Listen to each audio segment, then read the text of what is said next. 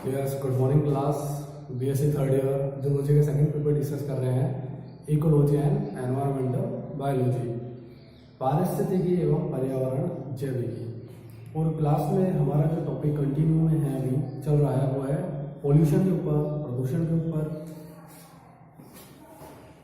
Pollution,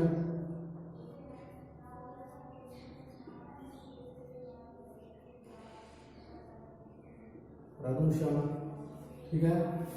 last class में हम पढ़ चुके हैं कि जो पॉल्यूशन होता है या प्रदूषण ये क्या होता है। देखिए, प्रकृति में जो अवांछनीय परिवर्तन आते हैं, प्रकृति के अंदर जो हमारा ये नेचर है, आसपास का जो वातावरण है, एटमोस्फियर है हमारा, ठीक है, टेरेस्ट्रियल प्लेस है, स्थल मंडल, जल मंडल, वायुमंडल, ये सभी मंडलों से मिलकर बना हुआ है हमारा पर्यावरण। इन सभी मंडलों में से किसी भी एक मंडल के अंदर, ठीक है, किसी भी स्फीयर के अंदर अगर कोई अनवांटेड चेंजेस आते हैं, अवांछनीय परिवर्तन आते हैं, जो कि क्या कर देते हैं, प्रकृति के संतुलन को, जो व्यवस्था है ये इसको असंतुलित कर देते हैं, डिस्टर्ब कर देते हैं, तो इसे हम क्या कहते हैं, प्रदूषण कहते हैं, पोल्यूशन कहते हैं, ठीक है। प्रकृति के अंदर आए अवांछनीय परिवर्तन जिसके नकारात्मक प्रभाव हमें देखने को मिलते हैं, प्रदूषण की श्रेणी के अंतर्गत आते हैं, ठीक है। लास्ट क्लास में हम पढ़ चुके हैं जल प्रदूषण, वायु प्रदूषण, मृदा प्रदूषण, और आज की क्लास में हम बात करेंगे ध्वनि प्रदूषण के ऊपर, नॉइस पोल्यूशन, ठीक है। ध्वनि प्रदूषण, नॉइस पोल्यूशन,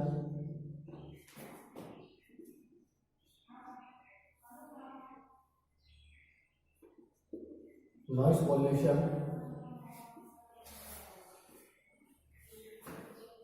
ठीक है। देखिए, प्रदूषण के आगे नाम लग गया ध्वनि का, नॉइस का। तो देखिए, जो हमारी ये प्रकृति है, इस प्रकृति में अवांछनीय परिवर्तनों को हम कह रहे हैं प्रदूषण। और जब नाम जुड़ गया आगे ध्वनि का, नॉइस का, तो मतलब क्या होगा, ध्वनि से संबंधित या कोई ध्वनि जब पर्यावरण को क्या कर देती है, असंतुलित कर देती है। पर्यावरण के अंदर जो हमारे आसपास का ये वातावरण है, इसमें शांति बनी हुई है, ठीक है, शांति का माहौल होता है। और जब कोई ऐसी ध्वनि उत्पन्न होती है, किसी भी कारण से कोई ऐसी साउंड उत्पन्न होती है जिससे इस पर्यावरण में जो जीव जंतु निवास कर रहे हैं, जो वनस्पतियां रह रही हैं, वो क्या होती है, डिस्टर्ब होती है। अगर उनको नुकसान पहुंचता है किसी भी ऐसी ध्वनि से या साउंड से जो कि इस वातावरण को क्या कर रही है, प्रभावित कर रही है, तो इस तरह से जो प्रकृति के अंदर असंतुलन आ रहा है, जो डिस्टर्ब हो रहा है एनवायरमेंट के अंदर, सर्वाइव करने वाले एनिमल्स डिस्टर्ब हो रहे हैं, ठीक है। इस तरह के प्रदूषण को या पोल्यूशन को हम ध्वनि प्रदूषण, नॉइस पोल्यूशन के श्रेणी में रखते हैं, ठीक है। देखिए, प्रकृति में अवांछनीय परिवर्तन जब उत्पन्न होता है, प्रकृति में आए ऐसे अवांछनीय परिवर्तन जो कि ध्वनि से संबंधित हो, तो इस प्रदूषण को हम ध्वनि प्रदूषण कहते हैं, ठीक है। पर्यावरण में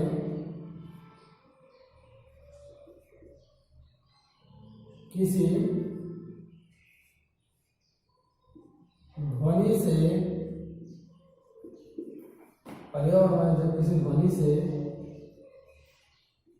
अवांछनीय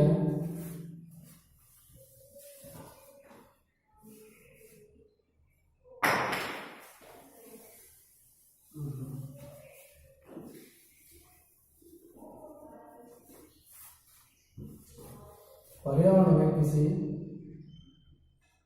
ध्वनि से जब अवांछित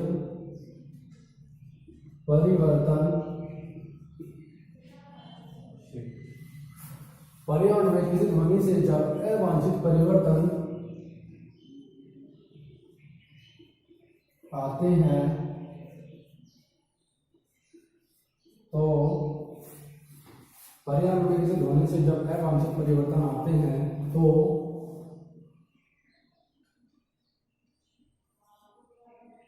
इससे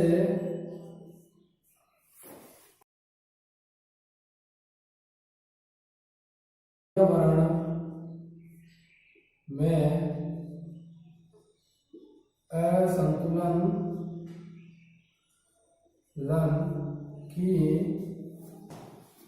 असंतुलन की अवस्था उत्पन्न हो जाती है। इसे ध्वनि प्रदूषण कहते हैं। ठीक है, इसे ध्वनि प्रदूषण कहते हैं, नॉइस पोल्यूशन कहते हैं। ठीक है, समझ में आ गया।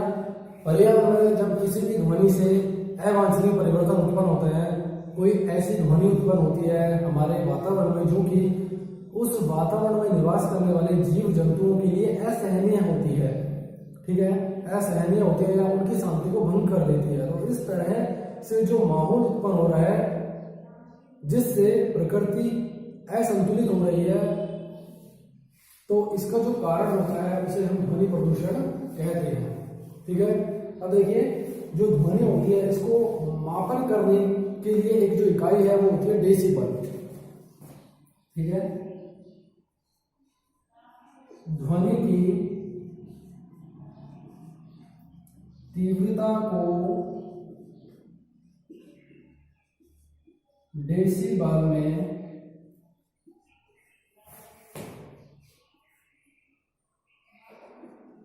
मापा जाता है।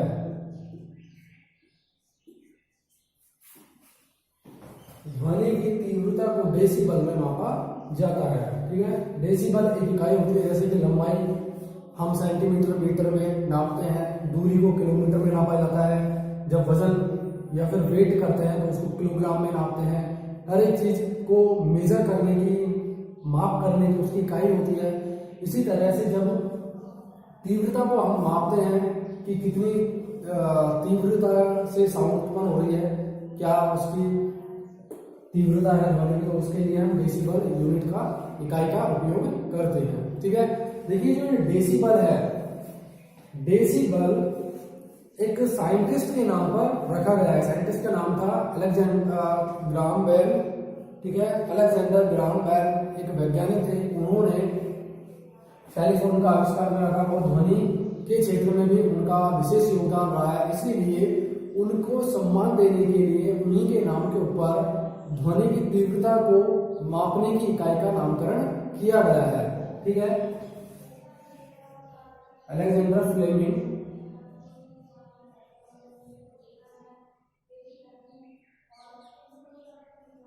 जेंडर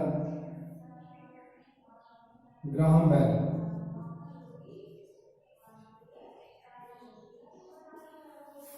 अलेक्जेंडर ग्राहम बेल, ठीक है, के नाम पर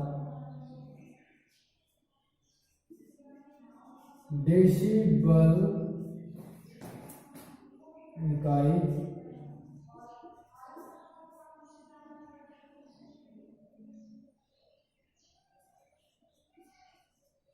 उपयोग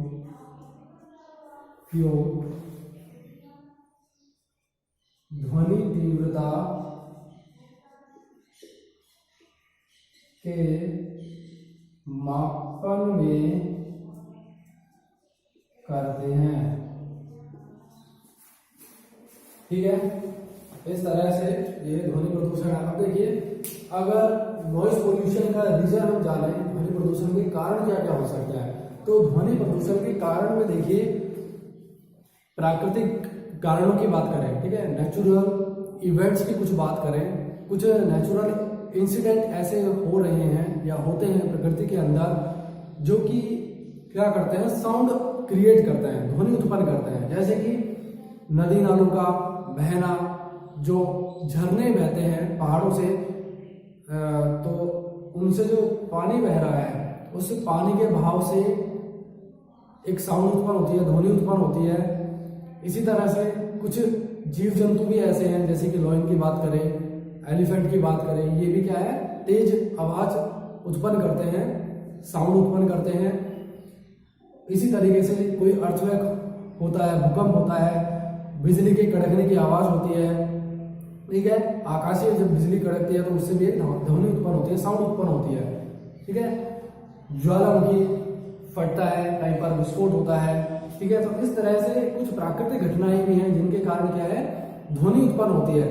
लेकिन जो ये नेचुरल इवेंट्स हो रहे हैं, इंसिडेंट हो रहे हैं, प्राकृतिक जो घटनाएं घट रही हैं, ये बहुत ही कम मात्रा में, बहुत ही कम संख्या में घटित होती हैं, ठीक है। इसी कारण इन प्राकृतिक घटनाओं का कोई विशेष योगदान नहीं होता ध्वनि प्रदूषण में। इनका ज्यादा योगदान नहीं माना जाता, ज्यादा कारण नहीं माना जाता प्राकृतिक घटनाओं को प्रदूषण, ध्वनि प्रदूषण उत्पन्न करने में, ठीक है।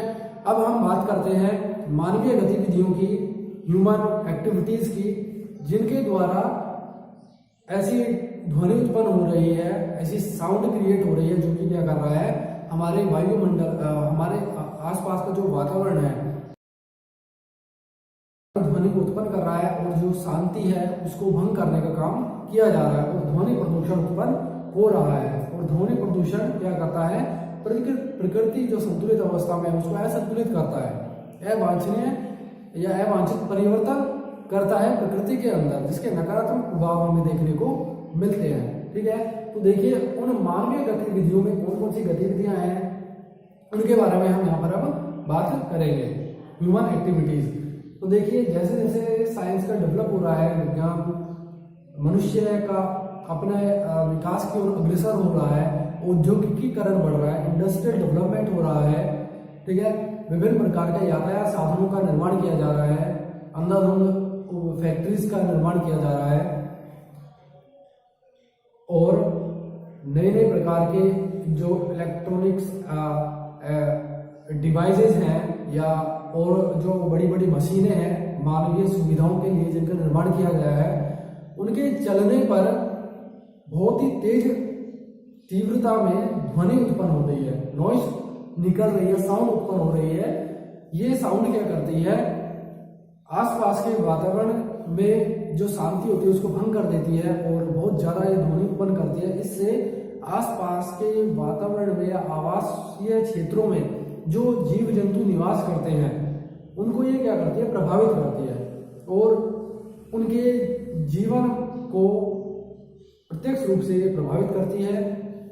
और इस तरह से जो असंतुलन की अवस्था उत्पन्न हो रही है वो ध्वनि प्रदूषण है, जिनमें मानवीय ये गतिविधियां हैं जिसको मैंने अभी आपको बताया। जैसे कि म्यूजिक सिस्टम का उपयोग किया जा रहा है ह्यूमन बीइंग के द्वारा अपने मनोरंजन के लिए। जो मनुष्य है वो तेज आवाज में लाउड स्पीकर चला रहा है या म्यूजिक साउंड को बजाता है लेट नाइट तक, ठीक है। और इससे क्या होता है, जो वातावरण है उसमें शांति को भंग किया जाता है, अशांति का माहौल उत्पन्न होता है। इससे जो जीव जंतु है आसपास के क्षेत्र में रहने वाले, उनके स्वास्थ्य पर डायरेक्टली प्रभाव पड़ता है, ठीक है। उनके स्वास्थ्य पर डायरेक्टली प्रभाव पड़ता है, नर्वस सिस्टम के ऊपर ये इफेक्ट करता है, जीव जंतु के तंत्रिका तंत्र को प्रभावित करता है, ब्लड सर्कुलेटरी सिस्टम को प्रभावित करता है, जो ब्लड का प्रेशर है वो हाई हो जाता है तेज साउंड से। ह्यूमन बीइंग या फिर अन्य जीव जंतु स्वभाव में उनकी जो साइकोलॉजी है वो चिड़चिड़ी सी हो जाती है, उनका जो स्वभाव होता है वो चिड़चिड़ापन उनके अंदर आ जाता है। अगर लंबे समय तक तेज आवाज वाले माहौल के अंदर या बहुत ज्यादा साउंड के अंदर कोई जीव सरवाइव करता है तो उसका जो स्वभाव है वो चिड़चिड़ा सा हो जाता है। इस तरह से उसकी जो बिहेवियर है उसके अंदर भी चेंजेस आते हैं, और इसके साथ साथ जो उसकी हेल्थ है, उसका स्वास्थ्य है, वो भी प्रभावित होता है ध्वनि प्रदूषण से, ठीक है। ये सेंट्रल नर्वस सिस्टम जो केंद्रीय तंत्रिका तंत्र है उसको प्रभावित करता है ध्वनि प्रदूषण, ठीक है। मानवीय गतिविधियों में परिवहन स्रोत, इसके साथ में देखिए अगर हम सामान्य ध्वनि की बात करें, ठीक है, तो जो शांत वातावरण है, एकदम शांत जो वातावरण होता है, धीमी पवनों के चलने से पत्तियों के जो फड़फड़ाने की आवाज होती है, उसकी जो गति होती है, तीव्रता होती है, वो होती है 10 डेसिबल, ठीक है, 10 डेसिबल। देखिए, जो ध्वनि होती है उसको मापने के लिए जो हमारे पास इकाई है, जिस इकाई का प्रयोग करते हैं वो है डेसिबल। डेसिबल में ही हम तीव्रता को मापते हैं।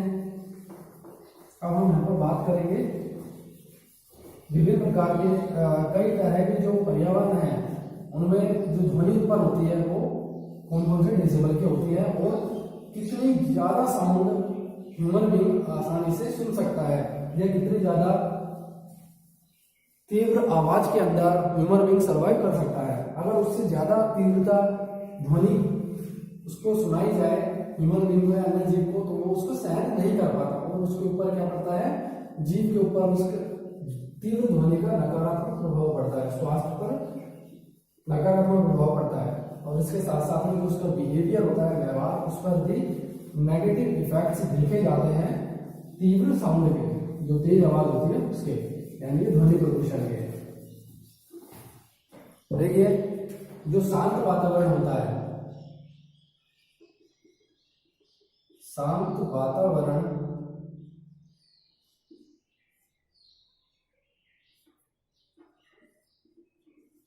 धीमी पवन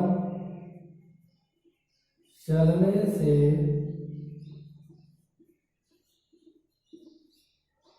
पत्तों के फड़फड़ाने से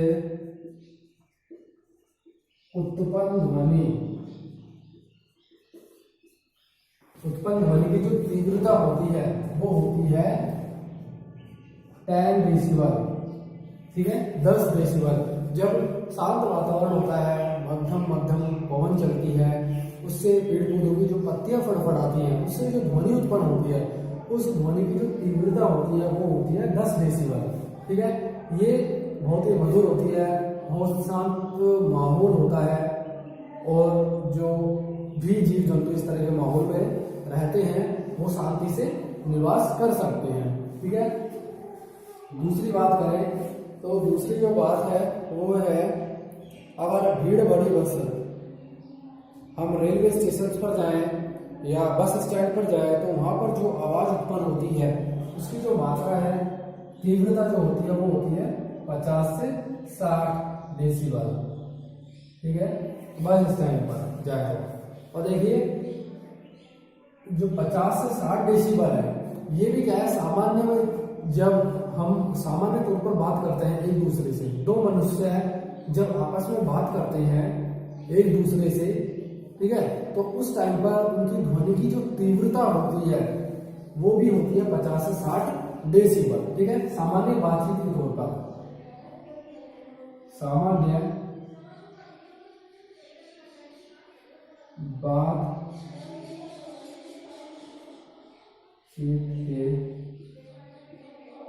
बातचीत के समय यह वार्तालाप, सामान्य वार्तालाप भी हम यहाँ पर यूज कर सकते हैं।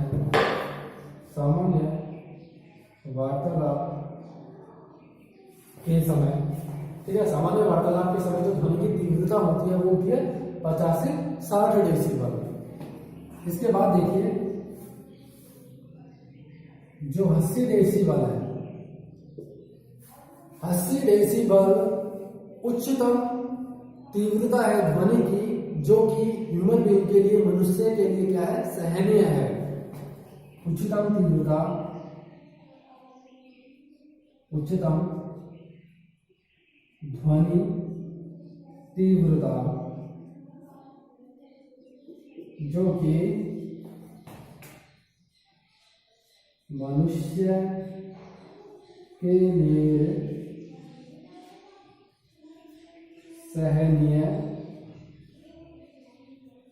सहनीय है, ठीक है। 80 डेसिबल की जो तीव्रता की ध्वनि होती है उसको हम सुन सकते हैं, सहन कर सकते हैं, अगर 80 डेसिबल से ऊपर की साउंड होगी, ठीक है, 80 डेसिबल से अधिक तीव्रता की कोई साउंड उत्पन्न होती है किसी भी कारण से, तो वो हमें क्या लगती है, असहनीय होती है और हमारे वातावरण के अंदर ध्वनि प्रदूषण को उत्पन्न कर देती है। मनुष्य के लिए क्या होती है, असहनीय होती है।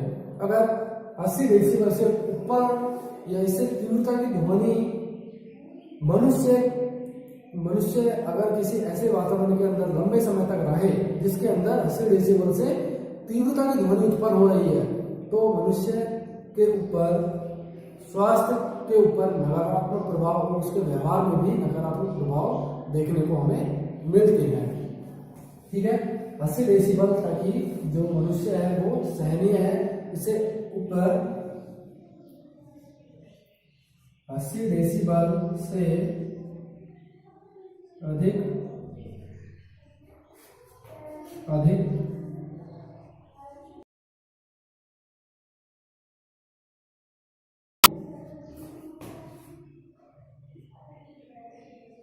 ध्वनि प्रदूषण उत्पन्न करती है। ठीक है, 80 डेसिबल से अधिक तीव्रता की जो ध्वनि होती है वो ध्वनि प्रदूषण उत्पन्न कर देती है और इससे जो जीव जंतु होते हैं, एनिमल्स होते हैं, उसके स्वास्थ्य पर नकारात्मक प्रभाव हमें देखने को मिलते हैं। ठीक है, इसके अलावा देखिए, मानवीय गतिविधियों से उत्पन्न सोर्स विज्ञापनों के लिए लाउड स्पीकर्स का उपयोग किया जाता है। ठीक है, एडवर्टाइज किए जाते हैं, उनके एडवर्टाइज करने के लिए जो लाउड स्पीकर होते हैं उनका उपयोग किया जाता है और तेज आवाज उत्पन्न की जाती है जो हमारे वातावरण में तीव्र ध्वनि उत्पन्न करती है, जिससे भी वायु प्रदूषण, ध्वनि प्रदूषण उत्पन्न होता है। इसी के साथ साथ धार्मिक कृत्यों हेतु लाउड स्पीकर का उपयोग, विवाह जैसे सामाजिक कार्यों में बैंड बाजों का उपयोग किया जाता है।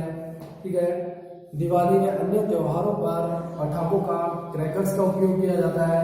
पटाखे जो होते हैं वो भी तेज आवाज उत्पन्न करते हैं। ठीक है, उत्सव हो, जन्मदिन, कोई सेलिब्रेशन जो कर रहे हैं या कोई त्योहार मना रहे हैं तो उस टाइम पर लाउड स्पीकर्स का उपयोग किया जाता है, म्यूजिक सिस्टम्स का उपयोग किया जाता है। ठीक है, तेज आवाज में लाउड स्पीकर चलाया जाता है, डीजे बजाया जाता है, इससे भी क्या होता है, ध्वनि उत्पन्न होती है जो कि प्रदूषण का ही कारण है। ठीक है, इस तरह से ये मानवीय गतिविधियां हैं जो कि क्या करती है, ध्वनि उत्पन्न करती हैं। अब देखिए, जो ध्वनि प्रदूषण है, नॉइज पोल्यूशन है, इसका मानव जीवन के ऊपर प्रभाव पड़ता है। पहला, व्यवहार पर प्रभाव, जो ह्यूमन बीइंग है उसके नेचर पर हमें जो उसका बिहेवियर है उसके ऊपर नकारात्मक प्रभाव हमें देखने को मिलते हैं ध्वनि प्रदूषण के, क्योंकि जो मनुष्य ध्वनि प्रदूषण से ग्रसित होता है उसका जो व्यवहार होगा, जो बिहेवियर होगा, वो एक तरह से मिलनसार ना होकर चिड़चिड़ा सा हो जाता है। ठीक है, झगड़ालू, हर कोई से लड़ाई करना, इस तरह का उसका क्या हो जाता है, व्यवहार हो जाता है। ठीक है, कार्य के पर प्रभाव, जो फिजियोलॉजिकल है, फिजिकल जो है ह्यूमन बीइंग का या फिर जीव का, उसके ऊपर भी ध्वनि प्रदूषण के प्रभाव हमें देखने को मिलते हैं। जैसे कि उसका ब्लड प्रेशर है वो हाई हो जाएगा, तंत्रिका तंत्र ठीक से काम नहीं करेगा। ठीक है, उसके ब्रेन के ऊपर प्रभाव पड़ता है, मस्तिष्क के ऊपर प्रभाव पड़ता है ध्वनि प्रदूषण का, और उसका जो व्यवहार होगा वो परिवर्तित हो जाएगा। ठीक है, श्रवण संबंधी प्रभाव, जो ऑडिटरी ऑर्गन्स होते हैं, ठीक है, जो सुनने में सहायक अंग है जैसे कि कान, ये ऐसे सहायक अंग या ऑडिटरी ऑर्गन्स, इनके ऊपर भी नकारात्मक प्रभाव पड़ता है। ये डैमेज हो जाते हैं, क्षतिग्रस्त हो जाते हैं और जीव क्या हो सकता है, बहरा भी हो सकता है अधिक लंबे समय तक ध्वनि प्रदूषण से ग्रसित रहने के कारण। ठीक है, इस तरह से कई नकारात्मक प्रभाव हमें देखने को मिलता है ध्वनि प्रदूषण के। ठीक है,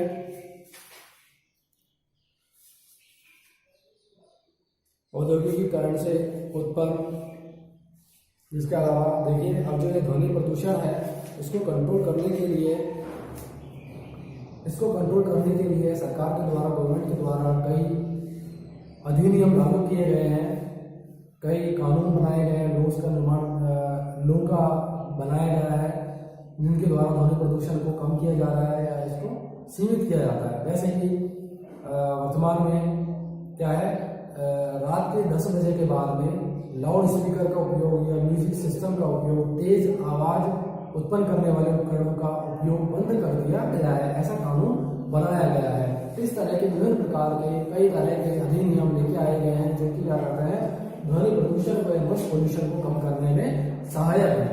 ठीक है, आज इस क्लास में हमने बात की पोल्यूशन के ऊपर, पोल्यूशन और ध्वनि प्रदूषण के ऊपर। ध्वनि प्रदूषण क्या है, इसको नापने की जो इकाई है डेसिबल होती है। अलेक्जेंडर ग्राहम बेल वैज्ञानिक के नाम के ऊपर डेसिबल को दिया गया था। ठीक है, सामान्य वार्तालाप के समय जो तीव्रता होती है ध्वनि की, वो होती है 50 से 60 डेसिबल। ये भी एक नंबर का शॉर्ट क्वेश्चन एग्जाम में आ सकता है, आपको पता होना चाहिए। मनुष्य के लिए जो उच्चतम सहनीय ध्वनि की तीव्रता है, उसकी मात्रा क्या होती है, तो वो है 80 डेसिबल। 80 डेसिबल से ऊपर की जो ध्वनि होती है तीव्रता की, वो ध्वनि प्रदूषण उत्पन्न करती है। ठीक है, आगे क्लास में थैंक यू।